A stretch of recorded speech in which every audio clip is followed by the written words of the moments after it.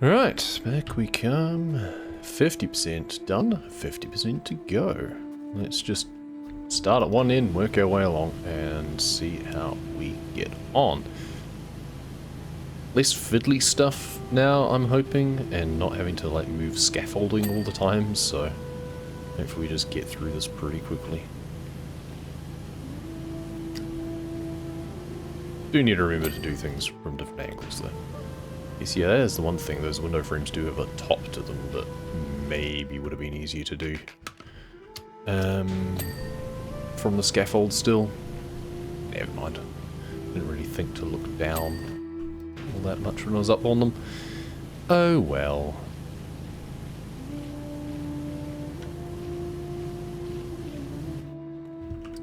I guess we can do this while I'm here as well. I could also just do this separately. You know what? I'll do the walls and then I'll come back and do the floor bit from the other end. Basically just work my way back from the other end doing that. Doing the raised floor. Whatever the hell that's for.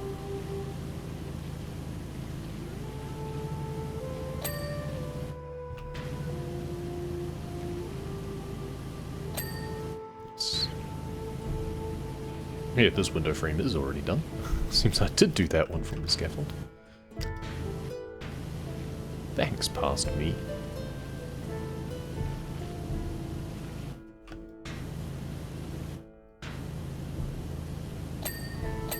Nice. Ding ding.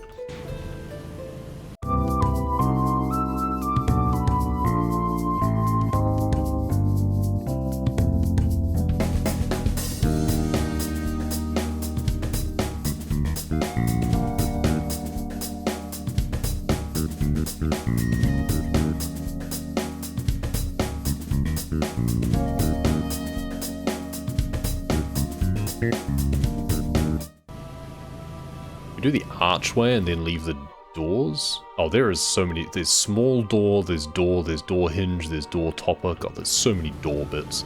I was hoping that it would just be like a door.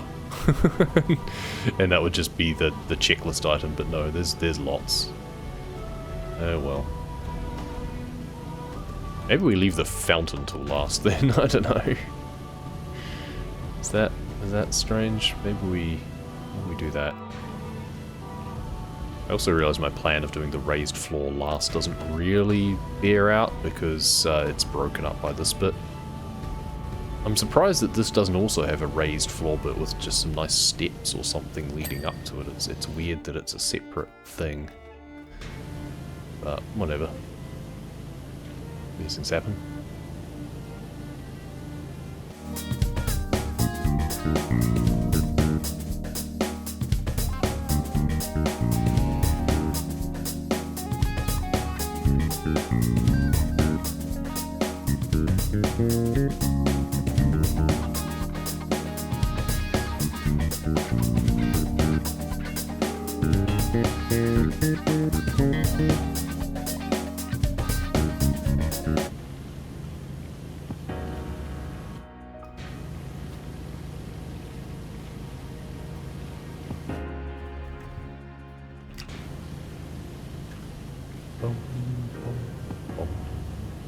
Love this piece of music. I don't remember which part of Persona 3 it's from. Something Tartarus related, I think.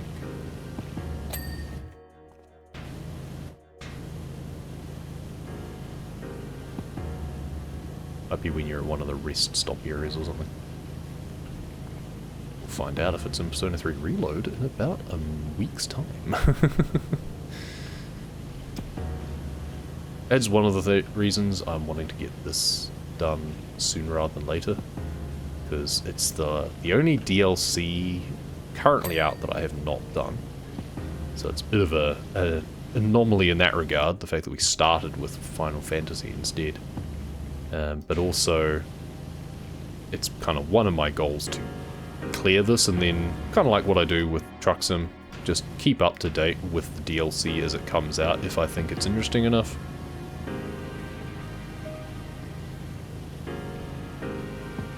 But that means wanting to be up to date first, but otherwise I can safely shelve the game until I see an update and concentrate on other things. So Persona 3 Reload is coming out soon. I have a bit of an idea to maybe resurrect evening streams. At least a little bit to do. At least the start of that, probably. Probably won't delve too much into it. Not that I really need to care about spoilers, given that it's just a remaster of a game that's been out for like 20 years. So that gives us a fair amount of freedom. But it's the sort of game that you can play a lot of different ways anyway, so... And a lot of people prefer to find their own ways of doing things. There's also a lot of just plot. It's... Persona games are very much more like a visual novel in many respects, so it becomes more of a watch party than an interactive gaming experience sometimes.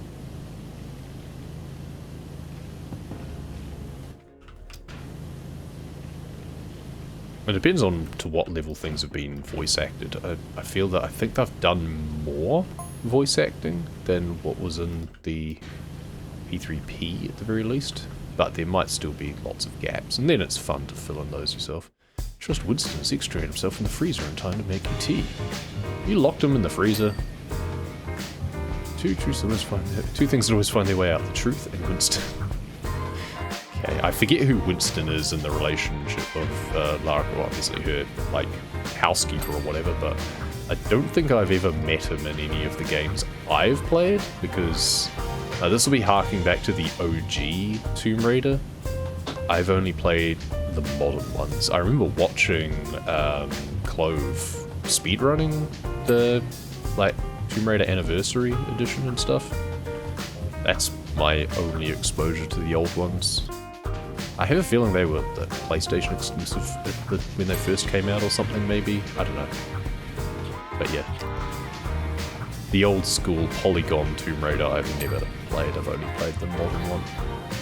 Which I think has different characters. I mean, the first one you're like stranded on an island randomly, so... Not sure you even go to the Manor in the modern Tomb Raider games.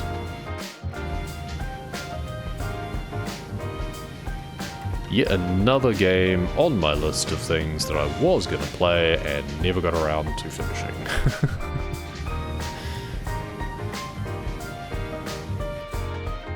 Do I need to do a little bit more on this side of this queen? No? Ah, there we go. Just one of those cases just randomly hitting it to get a spec that I'd missed. Easy. Persona's odd for you? That's fair. It is very odd. You're not wrong.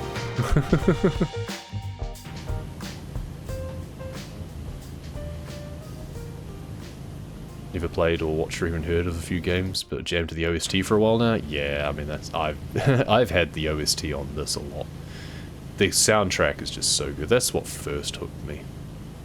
I was watching Patrick Static play Persona 5 initially, and it fell squarely into the bucket of, okay, it's a fun game to watch, but I'll never bother playing it myself.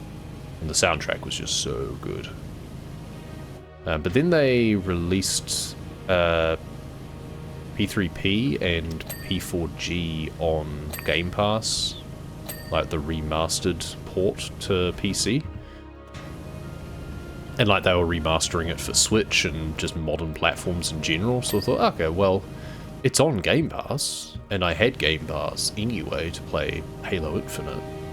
So, okay, I'll give it a go. And I started with Persona 4 Golden, on the idea with, like, from reviews and stuff that 3 is very old, it's a bit dated, so it's a bit confronting, it might be a bit of a slog. So, started with 4, and just loved it. Yeah, the soundtrack really carries it. But I also just really enjoy the battle mechanics and stuff. Like, it's just kind of...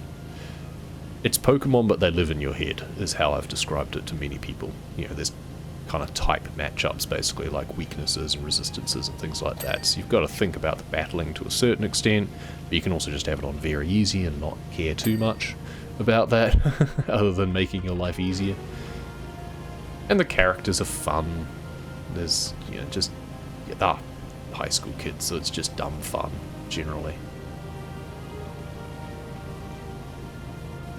And the themes are kind of cool. I like the theme of, like, for 4 in particular, of always looking for the real truth and not settling for just what gets told to you, and kind of against stagnation and people just believing what they see on TV all the time and stuff like that. Like, that all resonates with me. I'm always one to try and look to what's behind an article and stuff, so good fun. And then I went back and played 3 after that. So I thought, okay, yeah, it might be a bit grindy, it might be a bit dated, but hey, I've played old games before, it's fine. But I'd heard that the soundtrack of it was really good as well, and the characters were cool, and the themes it deals with are also quite interesting. And sure enough, loved it. And, you know, went through, played it twice, you know, for New Game Plus, and went through and got it on PlayStation and played it twice there as well. So... And then picked up 5. Well, then Royal, Persona 5 Royal, was on Game Pass as well by that stage. I think it came a bit later, but it appeared on Game Pass, so I played it again for free, and then ended up getting it on PlayStation. And have recently also picked it up on Steam, because it was cheap, so that's also on my list of things to maybe play on stream. We'll see. And the themes of 5 are also very good and very relevant. So the idea of railing against injustice and not being beholden to sloth, and pushing yourself, not just settling for whatever life hands to you. The idea that you can, in some manner at least, take control of your fate and not just put up with circumstances. It's all very empowering stuff, which I very much appreciate. Like 3 is, you know, it's kind of, people misinterpret in some ways, I feel, like it's death is the main focus of it, but it's about the fact that, yeah, death is inevitable, so what? Live your life the best you can. Don't just give in to the fact that things are inevitable. You enjoy things, you make the most of it. It's like, it's kind of the YOLO mentality in some ways, but actually intelligent. It's not you only live once, so let's do stupid things. It's you only live once, so appreciate life. And live it to the fullest, which doesn't mean just doing stupid stuff.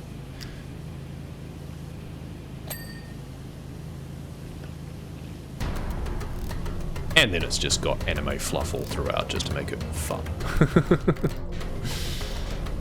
Because who doesn't like a good bit of anime battle? That's the other thing, is that, can you please say the word deck? Okay. Like I say every game, I might play it, might play it eventually, yeah, exactly. The thing with the Persona games, though, is, well, Persona Universe, I guess. There is animated movie adaptions of 3 that you can find with English subtitles. They were never dubbed, I don't think, but I found a version with English subtitles. And that's a really good way to enjoy the story without playing the games. Like before I had the games on PlayStation, because I'd been playing them on PC myself, I found the movies for 3 and the anime series that they'd made for 4 and 5, and watched them with my wife, and she really enjoyed the characters and the music and stuff and the story from 3, 4, and 5, just from their animated productions, basically. So they're a really good way to enjoy the story and the themes and the characters and the music without actually slogging through the game. Because it can be a bit confronting. Though the great thing about the games as well is the combat can bog you down a bit, but if you just chuck it on like very easy, you will pretty much breeze through it without too much thinking. if you just take advantage of a few fusions here and there that you probably won't even have to think too much about. It's just a case of, oh, hey, higher level, number bigger, good. And you'll probably be able to finish the game entirely in terms of the storyline. You won't 100% it, but you'll at least be able to get the story beats down. And have a save to then do a New Game Plus playthrough where you know a little bit more about what you're doing if you want. But if you just want to appreciate the story, you can play through them and just breeze through without really much thought put into it. On Reddit, people are often posting about their runs of like starting Persona only runs, like Arsene only for Persona 5, Orpheus only, or Izanagi only for 3 and 4. So it can be done. A lot of the time they're also doing it on like merciless difficulty because they're pros at the game and they're showing off. But if you did it as just a very easy run, you just do the compulsory social links and maybe a little bit of the others, but you could literally just play through and go to sleep every night. And I'm fairly sure you'd be fine. Hey, 69%. Nice. Stereotype in which Australian pronounces deck as dick. Yeah. Yeah, as you say, that's more of an Australian thing, not a New Zealand thing. It's a case for Australian, they pronounce deck like dick. And for New Zealanders, pronouncing deck like dock.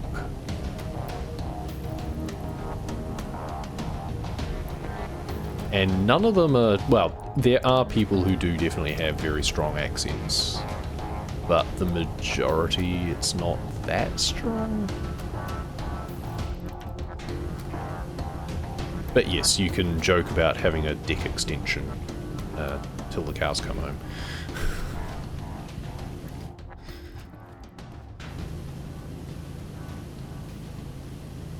Also, I just put another 2 meters onto my deck. Yeah, that.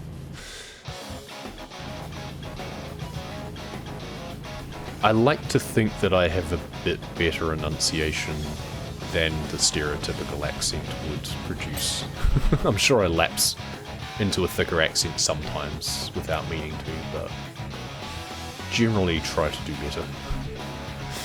Yeah, let's just do the door now. I'm not going to bother leaving it till last. I'll do the fountain last. That'll be on my next list of things to do. I'm hoping that everything on the fountain is like prefixed with fountain for all of the pieces, so I can just check my PDA and see whether or not I've done everything. Door hinge.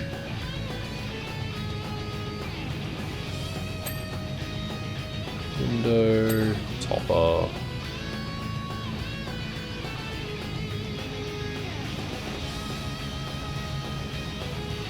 Ah, the knocker isn't separate. That's rude. I thought the knocker and the doorknob were going to be separate pieces. The big door handles are.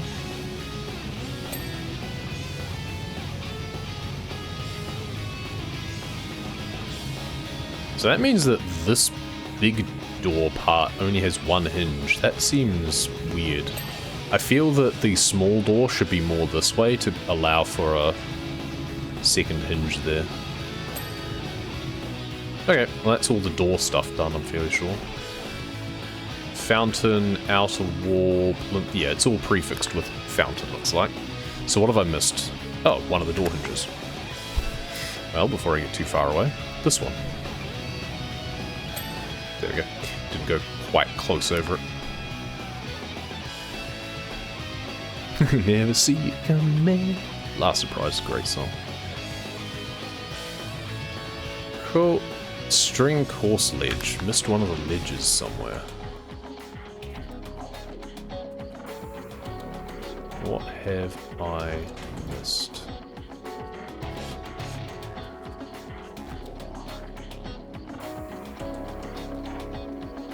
Around the corner? Ah! Well, there we go. Okay, now it is just the fountain, I think. So, extension off. Boom, boom, boom, boom, boom. Some of the best songs from Persona come from spin-off games anyway, like there's the dancing remixes from the dancing games, and then like this I think is from, well, this is from, yeah, it's a remix from P3 dancing. But I think the original of this one is actually from P3 Fez, which is like the add-on that they didn't include when they did P3 Portable. And so far as I'm aware, is also not part of the reload. I kind of hope they do it as DLC. But I kind of don't care either way. It was more of a dungeon crawl, like, I've heard people bemoan that it wasn't included as part of P3P, but it's like, it didn't have any of the social elements that made the games more interesting to me. It was just dungeon crawling, which is like the most boring part to me. Doors have knockers and knobs, I know. Oh my. Some doors swing both ways. Positively scandalous. Scandalous.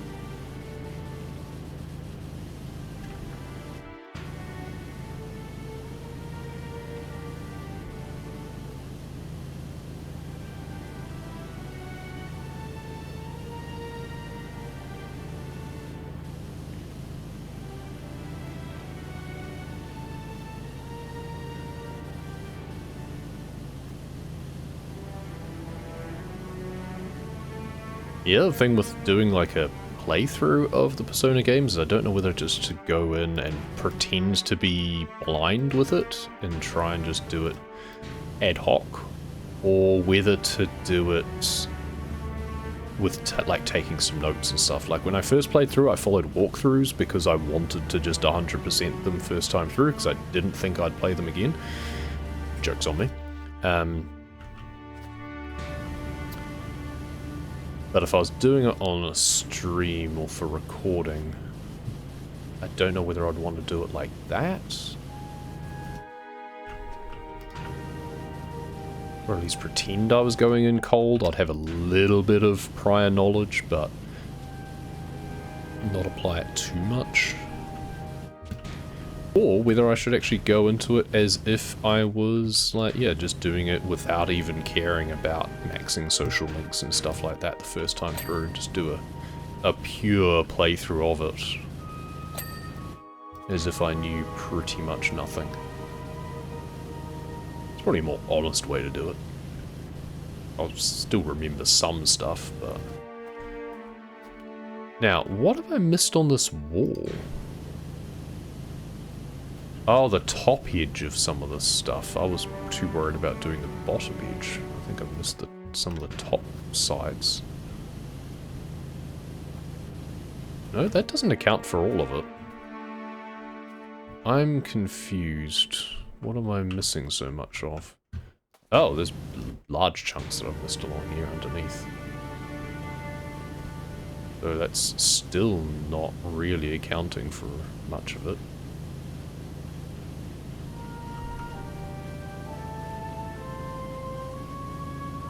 I am tab spamming as I go along here and not seeing much, and I'm just crawling on my belly along.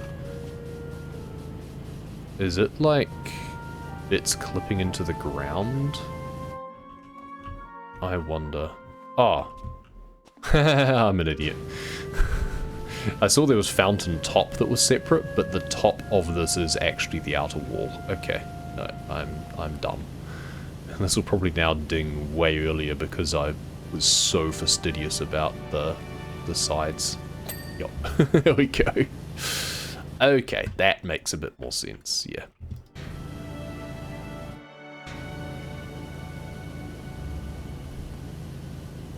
Forget that you named your ETS2 character Cool Man Drive Truck. I mean... fair?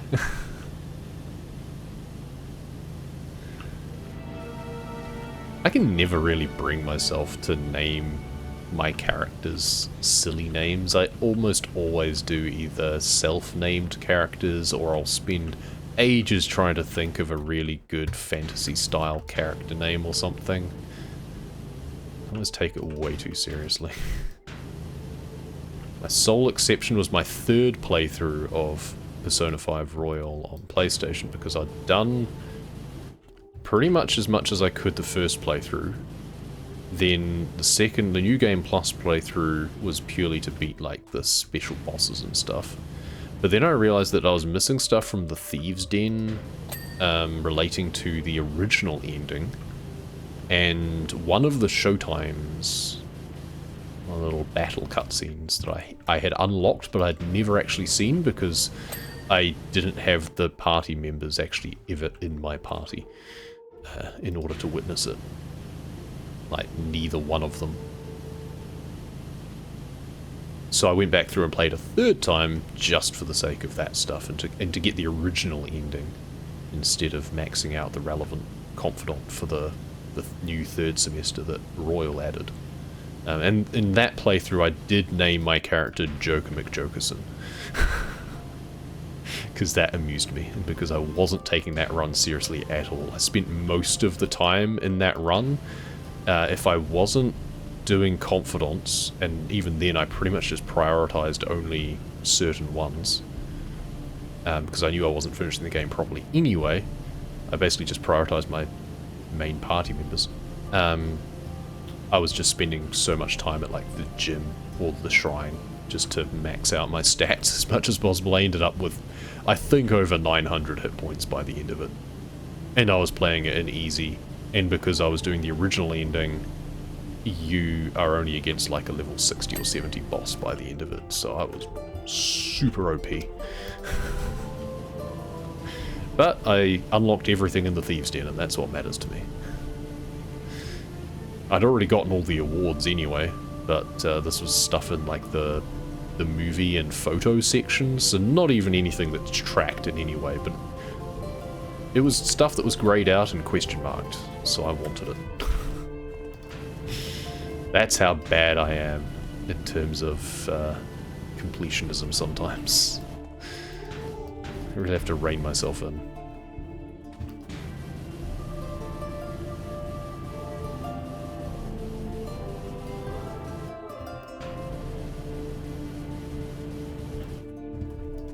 One of your automated drivers is named Jay-Z. Yeah, there's a few that clearly appear to be nods. Like I'm fairly sure I've got like a Scarlet J and stuff like that. Like there's ones which like seem to be allusions to actors and actresses. It's kind of funny. I can't remember if you can even rename drivers. I've never really looked. You might be able to. But yeah, the automatic ones are kind of fun. I'm fairly sure I've got quite a few supermodels that seem to exist. I'm sure there was an LM. I should just look through all my drivers at some stage. Be fun. It's kind of annoying because I have to go along this looking up to get the underside, but also looking down to get the bit along the bottom. And I don't think I can do both of them by crouching. Oh, maybe I can, because that did just clean all along there just by crouching, I think. It's enough splash. That's quite a fine angle. I think it's enough of a splash. Also, I've already done the tops, so it was pretty generous when I did it the other side and hadn't done the top. So we'll see if we need to go back along again.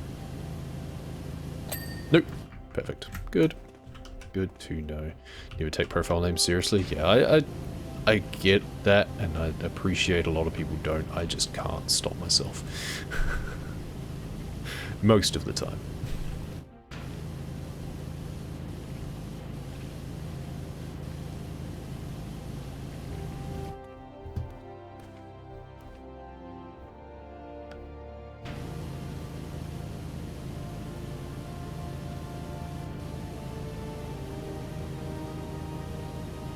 I guess I could go along just the top first, and looking down and do the bottom as well, and then come along and do the middle bit by crouching. I don't know. I don't know, man. I don't know. I don't know. What is dirt? do this to me. That's a Kiwi song that you won't get the reference of. Everything's done and dusted over here in Egypt. I'll be back in England to see your handiwork very soon. Cool.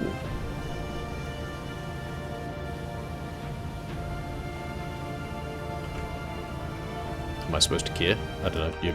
You're paying me anyway, right? Alright, that's the outer walls done. This feels like a very large fountain. It feels like it's much larger than it needs to be. Why is this so wide? I feel just a couple of brick widths is all you need for a fountain. Come on. Like, you should be able to sit on the edge of it either direction. Just like dangle your feet in the water or sit with the fountain behind you. You could have a whole frickin' picnic on this top thing.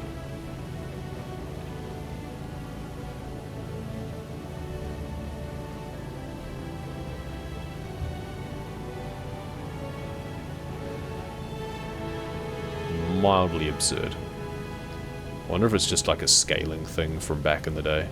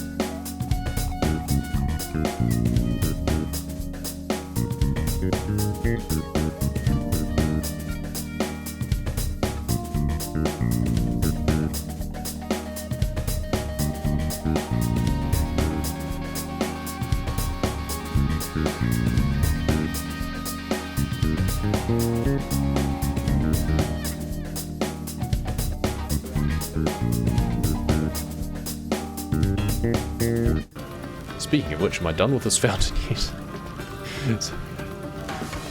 I said before, I don't mind tedium when it feels like I'm making constant progress, and I definitely feel that, it's good, but there is a limit, and this fountain is definitely coming close to that limit.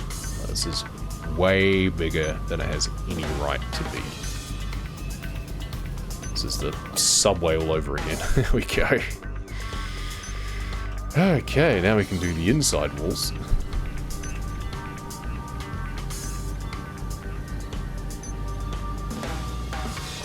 Go the other way just for variety, shall we?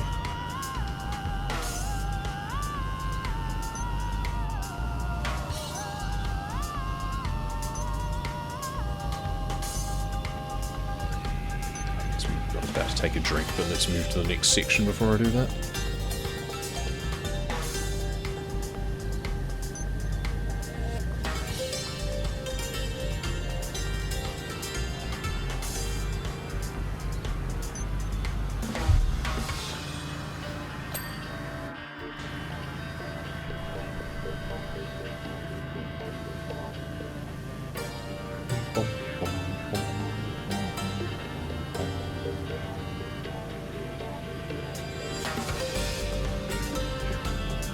I mean, the plus side is that by the time I've finished cleaning this fountain, it would be full of water. Like, we should be swimming by now.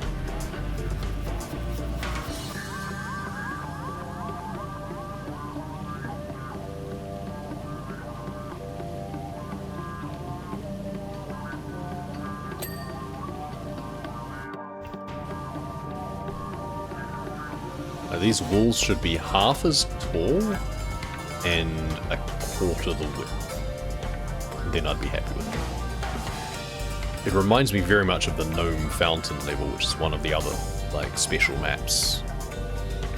And it's a pain because you are restricted to only having the urban washer.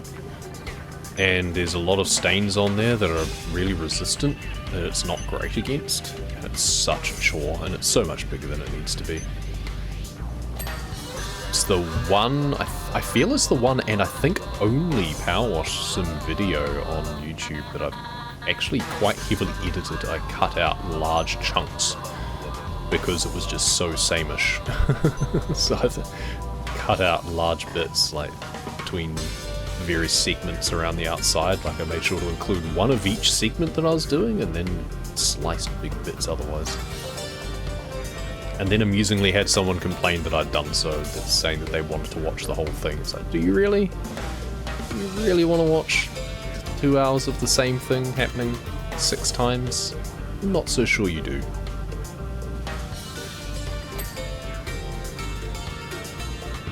But I generally don't cut out content otherwise, but I don't know, this might be another exception, to be honest. Or at the very least, this might be a case of, I do feel I should experiment with downloading the stream recording at some point, because I don't offline record simultaneously like you're supposed to. I don't do that generally.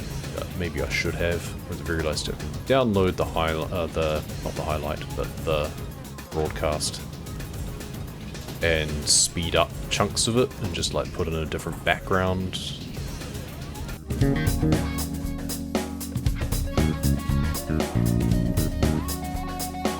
What's your opinion on guides to finish games? Oh, I definitely use guides. Guides and walkthroughs, absolutely. Like, you're still having to play the game. Yeah, you might be following instructions to an extent, but there's a big difference between just like giving yourself God mode for the sake of it and at least knowing what to do next to play optimally to get the most out of the game. I mean, ultimately you play a game however you like. In terms of console commands, the main thing for that is when it comes to speedrunning and whether or not it's fair on leaderboards and stuff, and whether or not you're removing a skill element. In terms of casual gameplay, you know, whatever helps you enjoy the game. Personally, I find to an extent the challenge of a game is part of what keeps me interested in the game. But that's not to say that I haven't taken advantage of console commands in games before. Mostly to do things like remove weight limits and stuff like that when it's a RPG where things are just so annoying in terms of like encumbrance and stuff. Or mods would be the other thing. Rather than using console commands, you just use mods. Like for Witcher 3 and Skyrim both, I'm fairly sure I applied mods that made menial items weigh nothing. So it didn't matter that I was just picking up a ton of just, yeah, miscellaneous things from the world wherever I went, because it wouldn't count against my weight. But things like weapons and stuff still did. It's not that nothing weighed anything, it's just miscellaneous items that you felt obliged to pick up didn't weigh anything. Like in Skyrim especially, things like books and scrolls and stuff like that, it made them weigh nothing because you feel obliged to pick those up. But things like weapons and ore and stuff still weighed things because those are optional. So stuff like that. So it depends on whether or not you're doing something as a challenge or just for fun, really. And yeah, you can go both ways on for games, that's the thing. Like I was saying before, in terms of the Persona games, I used walkthroughs in order to know, or at least suggest. I didn't follow them exactly. Persona 3 I definitely followed pretty much exactly. Persona 3 Portable. The walkthrough on that to get 100% on all social links is very handy to follow because there are very few days grace to get that all finished by the end of the time. You are right down to the wire on that one. But even then, like, I made some mistakes and had to deviate and had to find ways of fixing it myself because I'd missed particular weekends. I had like studied instead of playing the game inside for the Hermit social link and stuff like that. So I had missed things and had to kind of scramble and think of my way through it to figure out how I could substitute other things to make it work, which was a challenge in and of itself. So, you know, that's a challenge I wouldn't have had if I didn't know what I was kind of meant to do. So, you know, by removing some of the challenge just in terms of analysis paralysis, it introduce new challenges in terms of, oh shit, I'm behind the curve, how do I get back up to speed? Like, the most important bit for that was just giving me a benchmark to measure against, so it's a case of, okay, I know that I'm approximately on track. Or to guide me of, okay, this is the day that we go into Tartarus to clear off requests, because otherwise a bunch of them expire, because I'm really bad at keeping track of that sort of thing. So it's mostly more about just removing cognitive load more about than about making the game easier per se. It's much more a case of having someone else's notes so I don't need to make them myself. Because I do not have the time these days to play a game through so exhaustively that I am making notes as I go to be able to compare against for future playthroughs and stuff. So yeah. It's all interesting. Such a driver just crashing into the map anyway. Yeah, I mean, there is that. I mean, yeah, I'm very sympathetic to the idea of removing traffic. So there's mods that do that so you don't have to mess with the console. Fairly sure. Well, I'd be surprised if there wasn't. For me, I prefer to do the exploration more along the same lines as how I would be playing the game naturally. I can definitely appreciate not wanting to do that because it's tedious as all hell. And if you're just trying to get an achievement, I've definitely taken shortcuts just to get an achievement, like by save scumming and stuff like that. I've definitely taken a lot of shortcuts to get Steam achievements before.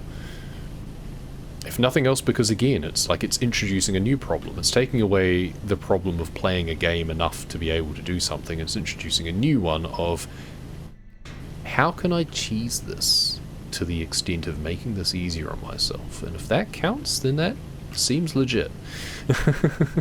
You've still had to do you've either had to do a lot of grunt work or you've had to do some sort of mental gymnastics to achieve the same. So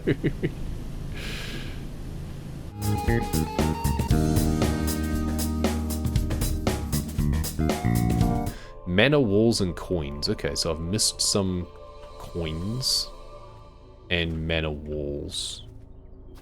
Up high or down low? That's the next question. Be nice if they were split by upper and lower. But otherwise I've just got the statue to do, so that's nice. That's kind of worked out well. Ah, you. You're too far away. No, there we go. Oh, good. And that was the last one. Oh, and this is the manor wall that I'm missing too. What have I missed on you? That's kind of annoying. Oh, there we go. Oh, and that was it. Literally one segment had not been done perfectly. I'll take it. That's really good going for me. Can I parkour my way on top of you? No, not really. This is where you come in again. I thought you might come in handy again. Are you close enough? Yes. Good. We might need to stick one behind as well. Oh, then I can jump onto the top of it from behind, actually, come to think of it. Recently discovered that crashing into map borders doesn't do any truck damage. Correct. Yep. If you hit the blinking barriers and like invisible walls tend not to do truck damage. As a bit of a courtesy. So, well, we didn't show something for you to crash into, so we're not going to penalise you for that. But if it's a tree or a barrier or a car, yeah, that's your own fault.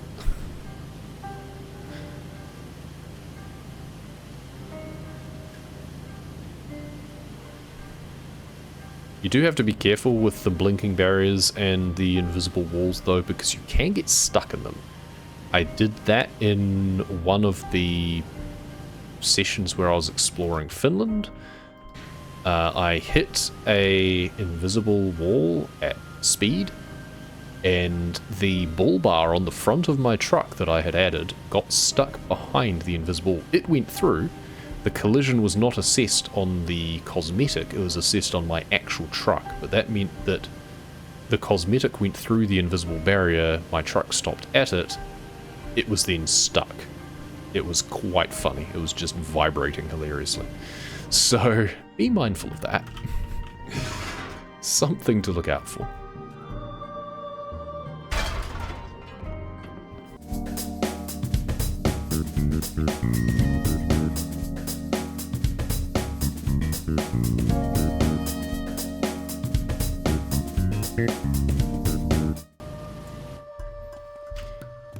Let's move it slightly on. I know I've got a second one there as well, but it seems weird to have two scaffolds of the same height available. Like, I could understand if they gave me a short one and a taller one to be able to get to the top of the house more easily. But then it's like, just give me the tall one and I don't need a second one. Whatever. But yeah, to have two the same size is weird. Never mind.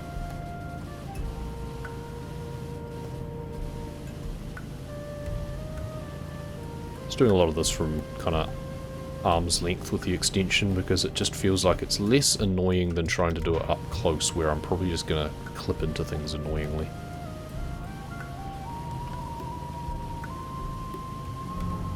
But I think to do the like top of the statue, we're going to have to just jump onto it.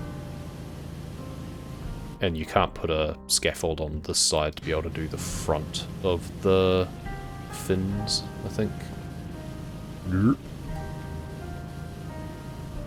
Fish looks so funny. It's like half fish, half bird. It's weird. Alright. Extension off.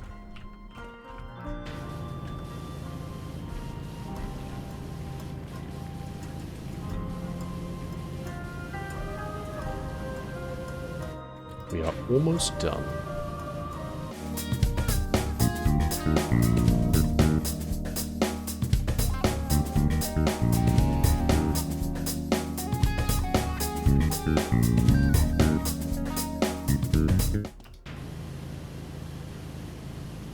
There we go. Job done. Lovely. Winston been gushing about what a tremendous job you've done finishing his cleaning on the exterior, and I'm excited to see it for myself. You've my deepest gratitude. In fact, based on the solid intel, I think I have something else for you. Ooh. Is it a personal bonus? Much cleaner. Very nice. Yeah. Felt too big. Fountain in particular, way too large, but never mind, it was still fun. $400 seems very stingy though, but all the special jobs are like that. Excellent.